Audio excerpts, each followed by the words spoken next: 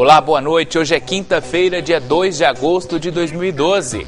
Avanço na saúde brasileira. O Ministério da Saúde vai incorporar ao SUS um medicamento importante no combate ao câncer de mama. Mercado de trabalho. A partir de agora, os empregadores têm de comprovar aos funcionários que o recolhimento do INSS foi feito. Um advogado da OAB fala sobre o assunto. O dinheiro que envolve uma campanha eleitoral. As eleições 2012 dão lucro para vários setores de Uberlândia. Um deles são as gráficas, que trabalham a todo vapor. Você sabia que existem produtos nos supermercados que vêm com preço sugerido pelos fabricantes? E como hoje é quinta-feira, tem as vagas do nosso mercado de trabalho e o TVU Esportes. Estas e outras informações a partir de agora no TVU Notícias, que já está no ar aqui pela TV Universitária.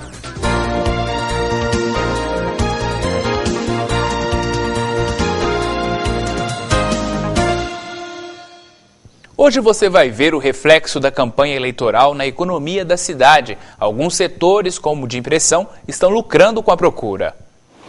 Mais de 200 mil cartões de visita. Essa é só uma parte da produção mensal desta gráfica, que triplicou durante o período da política. Para dar conta do recado, o trabalho teve que ser intensificado. Aceleramos bastante a questão de maquinária e a questão de funcionários. Expandimos o nosso horário de funcionamento internamente para atender essa demanda. Aqui são feitos adesivos, santinhos e vários outros tipos de material. O maior volume é de adesivos, tá? Adesivos para carro, para vidro de carro, para lataria e também bottoms. Aqui nesta outra gráfica, o movimento também aumentou bastante nesse período, em torno de 20%. Para atender a demanda, foi necessária a contratação de 6 funcionários para compor a equipe. Aumenta bastante a produtividade, né? Está gerando mais emprego, mais renda, né? Então o mercado fica mais aquecido nesse período. Agora a equipe conta com 38 funcionários e um maquinário moderno para entregar todas as encomendas dos candidatos e ainda manter a produção normal da empresa. A gente abriu um turno esporádico para atender período eleitoral, não atrapalhando o nosso fluxo normal.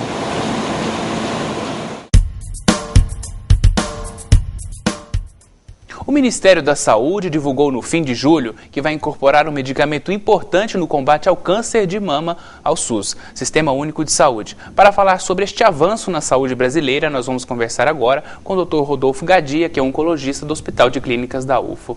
Doutor, boa noite. É um avanço importante para a saúde brasileira, e qual é o nome deste remédio?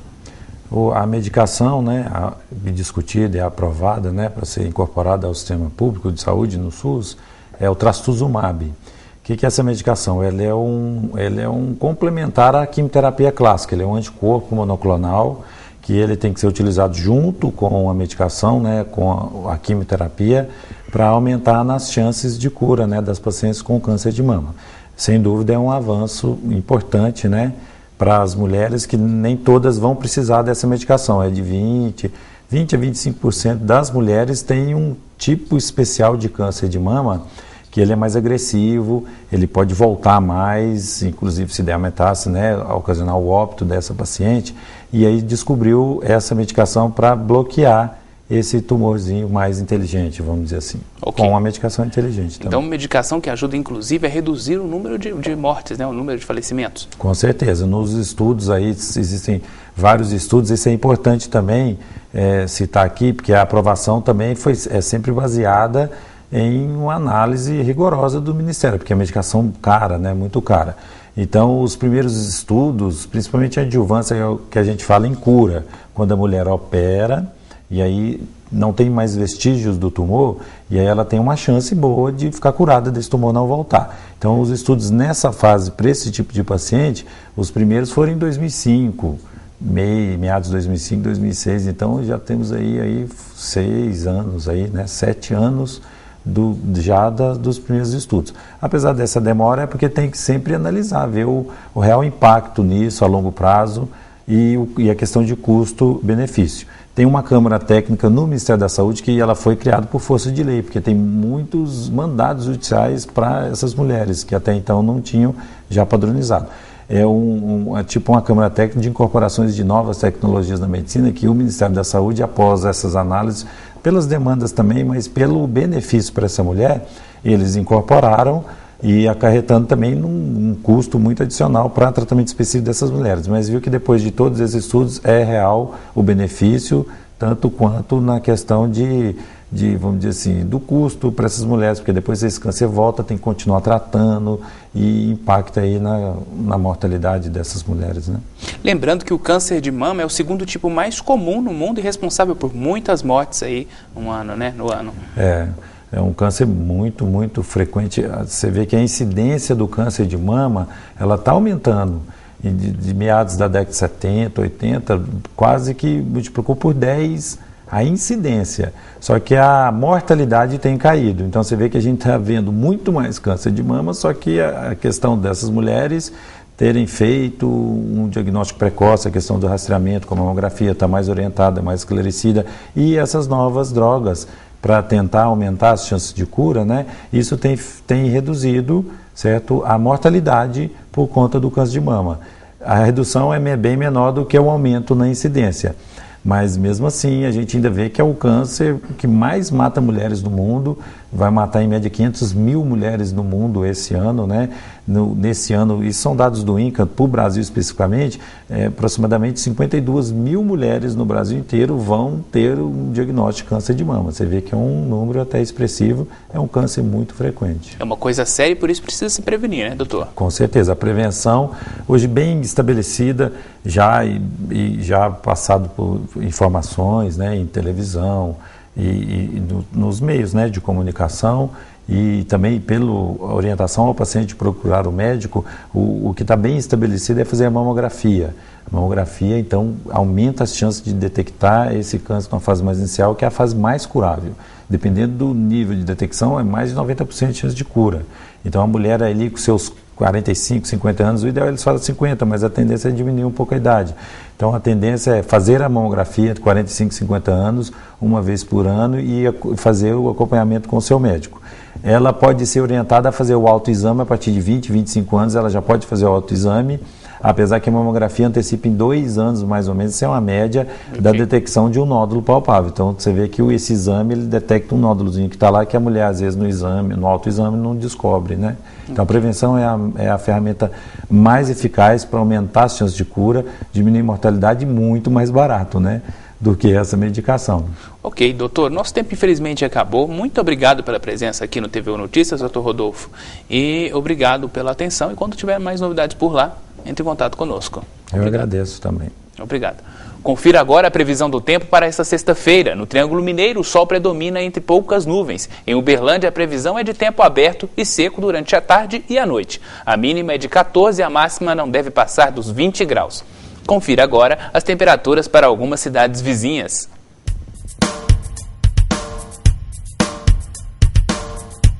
Em Araguari, a previsão para esta sexta-feira é de céu nublado durante o dia. Não deve chover. A mínima é de 12 e a máxima de 26 graus. Em Tupaciguara, tempo aberto durante todo o dia. Não chove. Mínima de 13 e máxima de 27 graus. Em Monte Carmelo, tempo seco e ensolarado pela manhã e à tarde. As temperaturas variam entre 12 e 26 graus. Em João Pinheiro, dia ensolarado pela manhã. À noite, tempo aberto ainda sem nuvens. A mínima é de 14 e a máxima de 27 graus.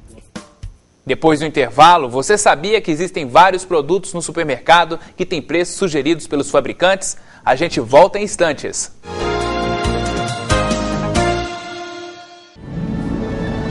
Tem o tamanho de um continente. Tem tantos rostos e raças, é o mundo. Vem pelo vento ligando essa gente. Vem pra manter o Brasil todo junto. Todo mundo pode, todo mundo tem. É a TV e o rádio juntando você também. Pra defender, informar, se emocionar, conviver. Um só Brasil pelo rádio e a TV. Todo mundo pode, todo mundo tem. É a TV e o rádio juntando você também.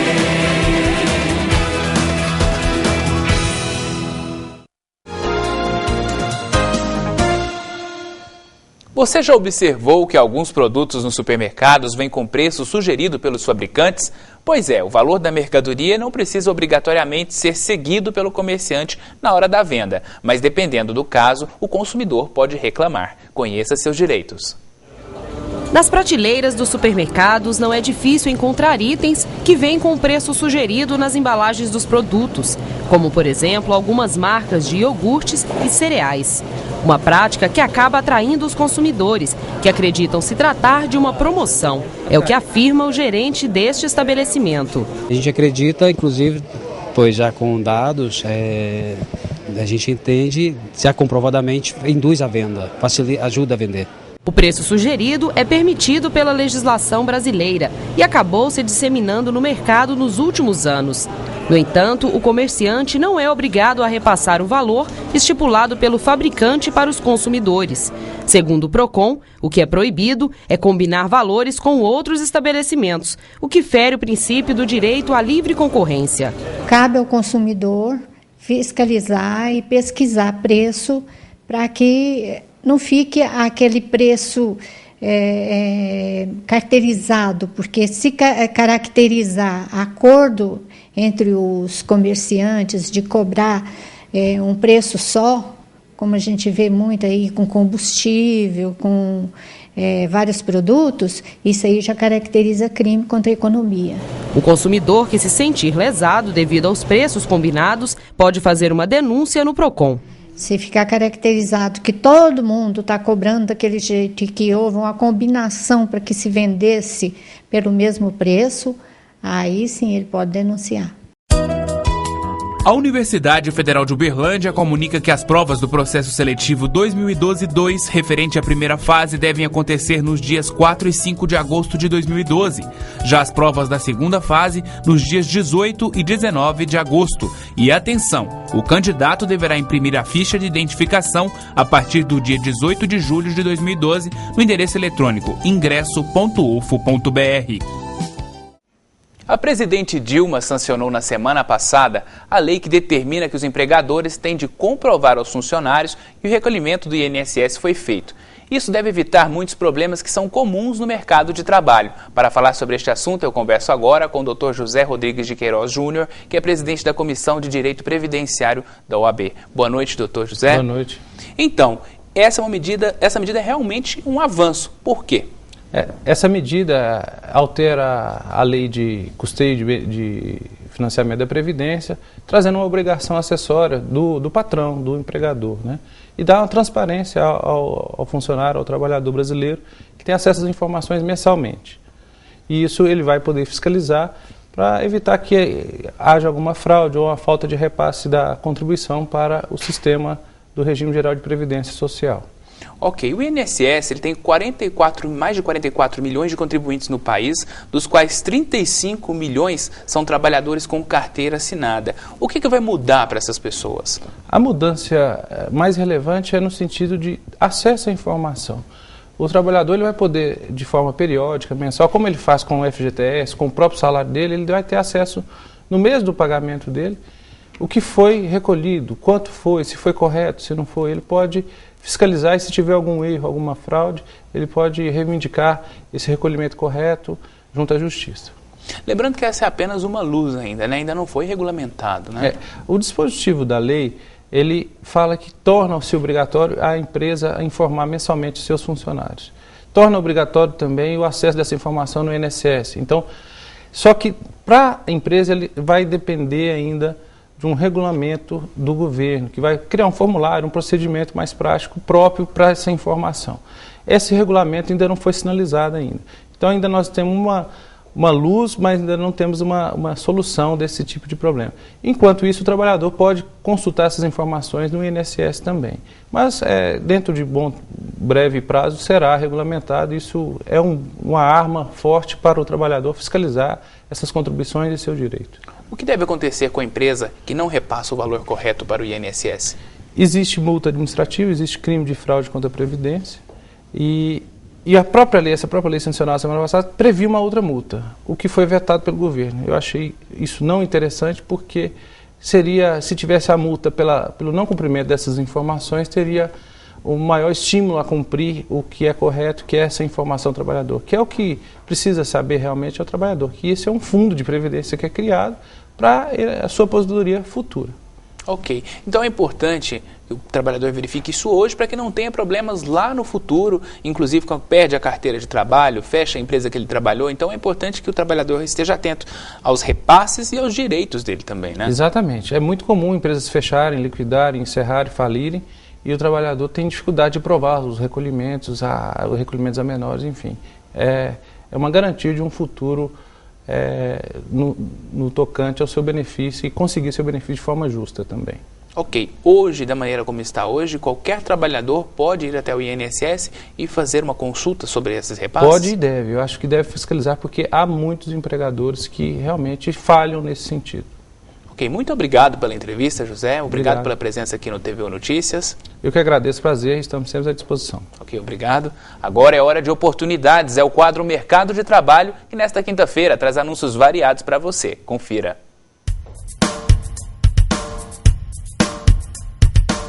O mercado de trabalho oferece uma vaga para auxiliar administrativo, com salário de R$1.000. Não é preciso ter experiência. Uma vaga para recepcionista do sexo feminino, salário de R$735, mais 8% de produtividade e benefícios. Uma vaga para serviços gerais, também do sexo feminino, salário em torno de R$750.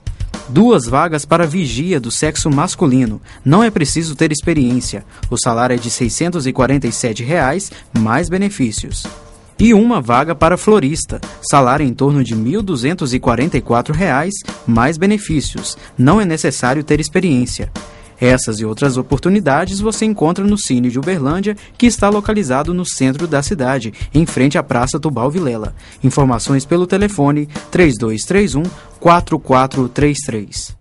Daqui a pouco, os cuidados para não ter problemas com as redes sociais e os destaques esportivos do TVU Esportes. A gente volta já.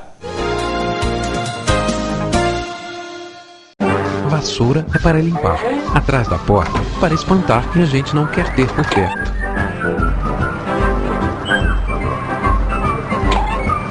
As eleições estão chegando. Na hora de votar, escolha candidatos que respeitam você e que não sujam a cidade.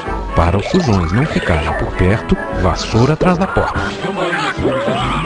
Apoie essa ideia. Sujeira não é legal.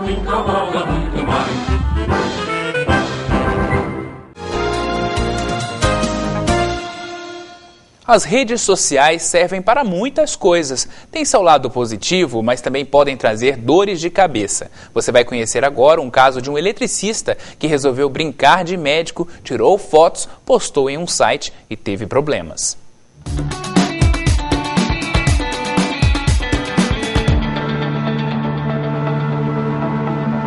Mundo, mundo, vasto mundo, já diria o poeta Carlos Drummond de Andrade. E toda essa grandiosidade se encontra nas redes sociais. Só no Facebook, a mais popular página de relacionamentos, mais de 35 milhões de brasileiros estão conectados. Com tanta gente conectada, sobram histórias interessantes. Henrique é jornalista esportivo numa emissora de TV em Belo Horizonte. As redes sociais são ferramentas indispensáveis para a prática do dia a dia. E a rede social é muito importante por isso, porque tem essa troca de informações. Não sou eu apenas informando para o telespectador. A gente troca conteúdo. O pessoal que me segue no Twitter, por exemplo, manda conteúdo, manda ideia para que a gente possa aí fazer, um programa bacana com a nossa cara e também do telespectador. Inara é publicitária, também usa as redes sociais para trabalhar. Mas foi em uma página do Orkut que ela conheceu o marido dela. Namoraram, casaram, tiveram uma filha. Construíram uma história. A rede social não parou na nossa vida aí, ela continua. Hoje em dia eu trabalho e ele também, e a gente continua usando a rede social para nos comunicarmos, falar coisa óbvia do dia a dia, mas que a gente não tem oportunidade de estar perto. E é uma forma de a gente trazer a ele, ele me traz para perto dele e eu trago ele para perto de mim. Mas nem tudo são flores nas redes sociais. Um trabalhador empregado em um hospital como eletricista, um dia vestiu o jaleco de um médico. entrou na sala do chefe, utilizou a mesa com os pés em cima dela e ainda registrou tudo em fotos e postou em uma rede social. O trabalhador foi demitido por justa causa, pelo simples fato de não ter nem sequer autorização para estar no local onde as fotos foram tiradas. Em decisão no TRT Minas, a justa causa foi afastada. No ordenamento jurídico brasileiro, vamos dizer, o empregador pode sempre dispensar o empregado, ele tem o direito potestativo de demitir. Então, a partir do momento que ele manifestou essa vontade, nós simplesmente convertemos a dispensa por justa causa como se fosse sem justa causa e mandamos pagar a ele as verbas consequentes desse tipo de dispensa. Esse caso mostra que tudo tem limites nas redes sociais e o trabalhador acabou perdendo o emprego. E olha que, dependendo das circunstâncias, num caso como esse, o trabalhador poderia ter sido, sim, demitido por justa causa. Pode ser que numa mesma situação dessa, num vídeo colocado no Orkut, em redes sociais, dependendo das circunstâncias, imaginemos que você coloque então a própria imagem da empresa naquele vídeo, demonstrando que a empresa tinha uma conduta, aceitava essa conduta reprovável como natural, a circunstância então ela se modifica. E a circunstância se modificando, então a penalidade ela pode ser bem mais grave, né, e bem mais ríspida com relação ao empregado. E além do mais, essa exposição ainda pode ser perigosa. Bom, é claro que existem situações que fogem ao nosso controle, mas a melhor expressão é utilizar a internet com o bom senso, né? Para não ser vítima de crime contra a honra, para não ser vítima de estelionatários, eu acho que o bom senso está aí em primeiro lugar. A Faculdade de Medicina da Universidade Federal de Uberlândia, juntamente com o Hospital de Clínicas e a Secretaria Municipal de Saúde, promovem de 1º a 7 de agosto de 2012 a 14ª Semana da Amamentação. No dia 3 de agosto será realizado um encontro científico, com palestras e discussões sobre o aleitamento. A atividade acontece no anfiteatro do Bloco 3Q do Campus Santa Mônica. Os interessados podem se inscrever gratuitamente no próprio local a partir do 12h30 do dia do evento. E quinta-feira é dia de TVU Esportes e quem tem os destaques pra gente é a apresentadora Amanda Barbosa. Olá, boa noite. Hoje você vai conhecer um técnico que tem um histórico importante de competições e medalhas nas Olimpíadas. Atualmente, ele treina jovens que podem se tornar futuros campeões. São mais de 40 anos de carreira, tempo em que o treinador viveu não só no Brasil, mas também procurou especialização no exterior e pôde conhecer outras realidades diferentes das vividas aqui nos treinos de atletismo. Atletas meus que foram grandes atletas já são bons treinadores, estão fora trabalhando como treinador, já estão no mundo por aí faz tempo. Fui embora daqui justamente porque eu queria trabalhar somente com atletismo, então eu tive que abdicar um monte de coisa. Hoje, se eu tivesse dado continuidade na minha carreira aqui no Brasil, eu estaria aposentado, tranquilo, com bom salário, né? Mas não tinha feito aquilo que eu queria fazer.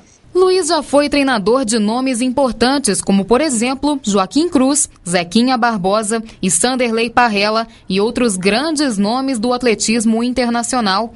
Hoje, ele continua trabalhando e apostando em novos talentos, tarefa que, segundo ele, é trabalho difícil. Os 3 primeiros anos, que está indo para o meu 3º ano aqui, eu tenho enfrentado muita dificuldade em trabalhar com... Apesar de ser brasileiro, sempre estado no Brasil, os atletas meus brasileiros lá fora, treinavam comigo lá fora, mas aqui a disciplina é diferente, aqui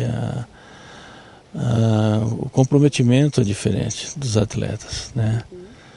E esse é o maior problema que nós temos no atletismo brasileiro, é comprometimento. Para as Olimpíadas de Londres, 2 atletas treinaram com ele. Tem do nosso centro já, né? No trabalho feito aqui dentro, tem 2 que estão lá, na área de arremesso e de lançamento. E era para ter mais gente indo, mas infelizmente ficaram pertinho do índice. O profissional ressalta a importância do esporte para o Brasil e critica duramente a delegação brasileira que está em Londres e que, segundo ele, tem poucas chances de medalha. Eu acho que o que interessa é você ir lá para fazer a diferença. Porque nós temos um monte de gente que foi, mas não vão trazer nada. Então fica aquele desfile, aquela passeata na abertura, aquele negócio que parece que estamos cheios de campeão e não estamos assim. Né? Infelizmente vão lá e só vão passear, porque não vão chegar numa final.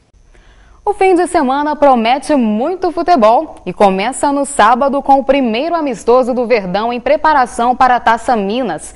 Às 16h, o Uberlândia recebe no Parque do Sabiá o Nacional de Uberaba. A escalação para esta partida ainda não foi definida pelo técnico João Carlos Cavalo. Porém, é possível que o Verdão jogue com o goleiro André, o lateral esquerdo Ceará ou Jorge Lopes, vai depender da posição do departamento médico. A dupla de zaga formada por Martoni e Galego, lateral direito Niedson fechando o sistema defensivo.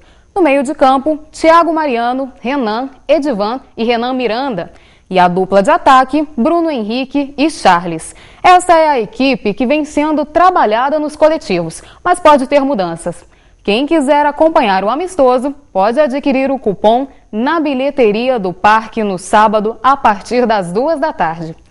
E domingo tem campeonato amador, começa a segunda fase da primeira divisão e 4 jogos vão incendiar amanhã. Aurora e América, Tocantins e Colorado, Guará e Umuarama e todos os olhos voltados para o grande clássico entre Flamengo e Rio Branco. Aproveite a rodada. Segunda-feira nós voltamos com mais notícias de esportes aqui no TVU Esporte.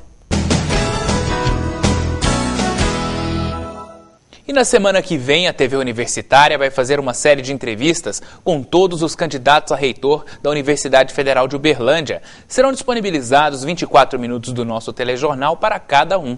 A iniciativa tem como objetivo fazer com que a comunidade acadêmica da UFO tenha todas as informações a respeito dos candidatos para um voto mais consciente. Se você quer participar do nosso jornal enviando sugestões, entre em contato conosco. O telefone da redação do TVU Notícias é 3239-4338 e o e-mail redacão@dirco.ufo.br. E se você perdeu alguma matéria que foi ao ar aqui na TV, basta conferir no nosso site rtu.ufo.br e também no Facebook. O TVU Notícias de hoje fica por aqui. Obrigado pela companhia, ótima noite para você e a gente se vê.